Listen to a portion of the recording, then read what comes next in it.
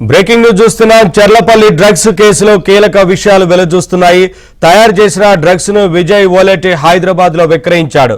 ప్రతిసారి 5 కిలోల చొప్పున మెపిడ్రిన్ డ్రగ్ ను విజయ్ ఓలెటి అమ్మాడు. ఒక్కొక్క కిలో 50 లక్షల చొప్పున విక్రయించాడు. విజయ్ గ్యాంగ్ ను ఏర్పాటు చేసుకుని డ్రగ్స్ అమ్మకాలు చేపట్టాడు. చర్లపల్లి నాచారంలో డ్రగ్స్ తయారు చేసి విక్రయాలు జరిపాడు. ప్రతిసారి డ్రగ్స్ కు 50 లక్షల రూపాయలు తీసుకున్నట్లు గుర్తించారు. పూర్తి ఆధారాలను ముంబై క్రైమ్ బ్రాంచ్ సేకరించింది. గత 10 ఏళ్లుగా విజయ్ డ్రగ్స్ తయారు చేసి అమ్ముతున్నారు.